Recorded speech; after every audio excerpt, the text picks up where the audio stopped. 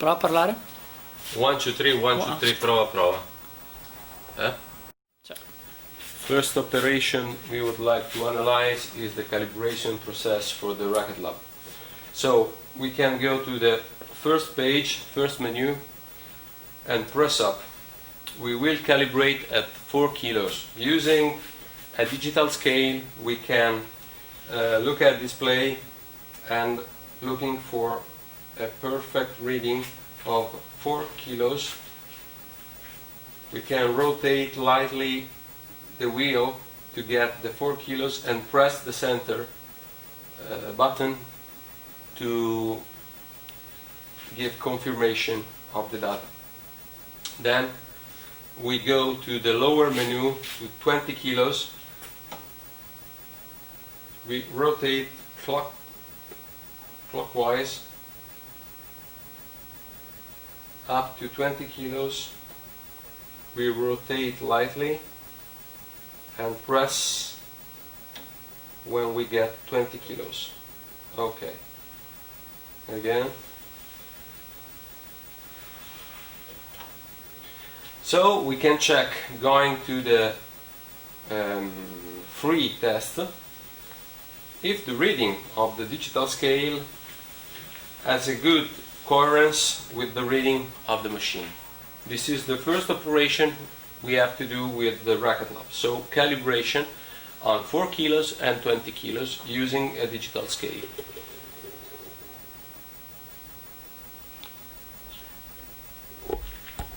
Ok. Let's do a racket flex test. We have to move the moving head to the red dot. It's very important we fix the machine in the red dot because this is the correct position to have the pushing cursor in the correct way. This is the rod, the flexion rod, and we put it in the white circle position. This is the standard RDC test. Okay? We put the racket on, aligning the butt cup with the red and green arrows.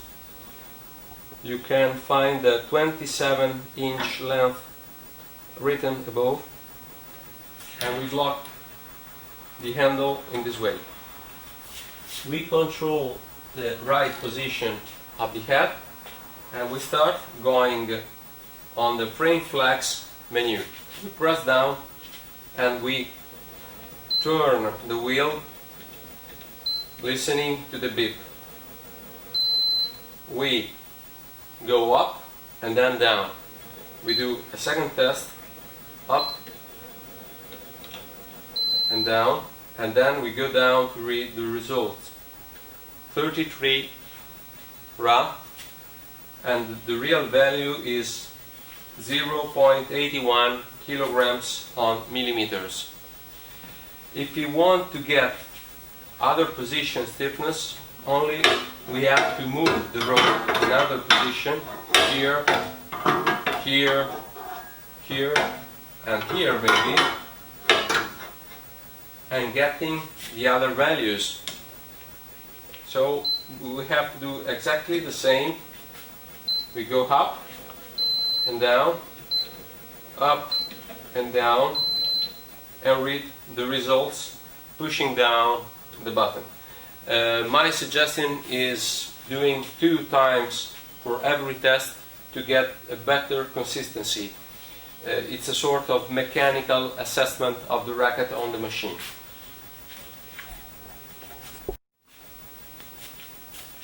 To execute the string stiffness test, we'll have the second bar on.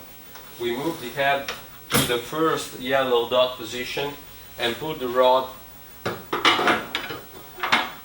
on the higher part of the racket, on the tip. So we have the racket suspended on the 2 rods. The cursor go down in the higher part of the racket, and this is the test number 1. We go up and down, and we can read the stiffness. And the stiffness in terms of kilograms on millimeters and the stiffness in terms of kilograms. Then we go on the second position and do the same. And breathe. And then in the third position here and do the same.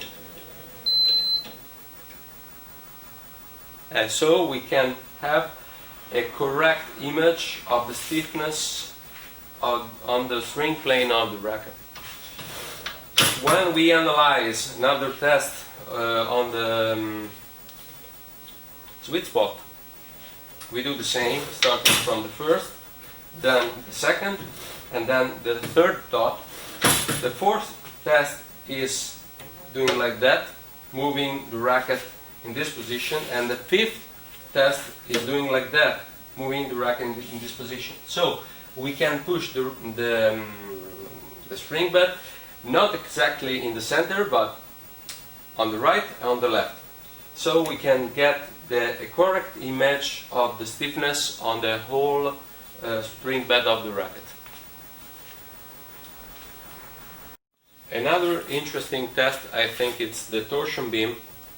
We take off the rod, we eliminate the rod on the tip, so we can evaluate the flexion, the combined flexion between the spring bed and the flat frame of the racket. This is called torsion beam. I go down and press the racket in a sort of combination between racket and strings. So I have a combined stiffness of the string bed and the frame, and I think it's very important. And I get results in terms of equivalent rad and kilograms on millimeters. So if you want to get two very similar rackets, you can work on the stiffness of the racket or on tension or stiffness of the strings to have the perfect combination and getting the same static stiffness, combined static stiffness. This is the first menu of the Racquetlab. This is also useful to transfer data to the computer using pro-t-one logger. You have only to push this central button to transfer data to the computer after you have activated the logger. The first menu is the calibration menu. As I told you before, the calibration have two fixed value, the 4 kilos calibration and the 20 kilos calibration. I underline you don't need to calibrate every time you switch on the machine, but only at constant intervals. 1 month, 1 week, it depends how you use the machine and from the weather and other elements. This menu is very important because you can do a constant tracking from load cell to computer, so you can open the lock pushing the central button and modifying the sample time going down or up. So sometimes you need more precision and go down with times.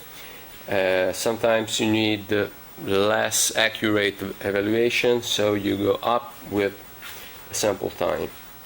If you do a very precise sample, you need to use 25 milliseconds. Then you go in the free test. Free test means that you can read here exactly the position and the load on the cell, and you can turn to 0 pressing the central button. With this menu you can download directly to computer the data from the machine. This is the frame flex.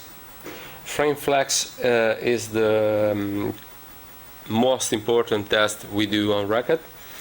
So you can see the lock here, you can open the lock and you have 7 position,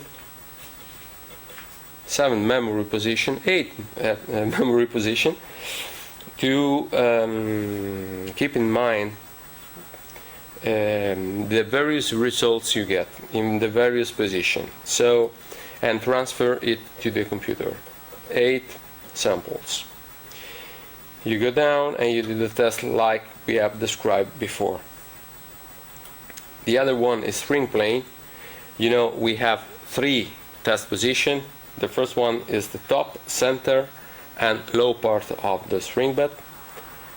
This is the torsion beam test, the combined test with string stiffness and frame stiffness.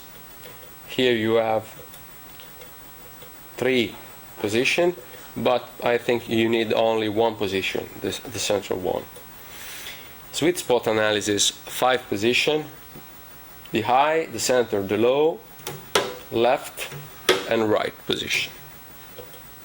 You open the lock and move here 2, 3, 4, 5, and then back to 1. Every time you want to sample a data, you have to open and close the lock. This is the last menu, is the ball squeeze. If you want to check a ball stiffness or other elastic elements stiffness, you can press down and reading. It's a sort of a free test,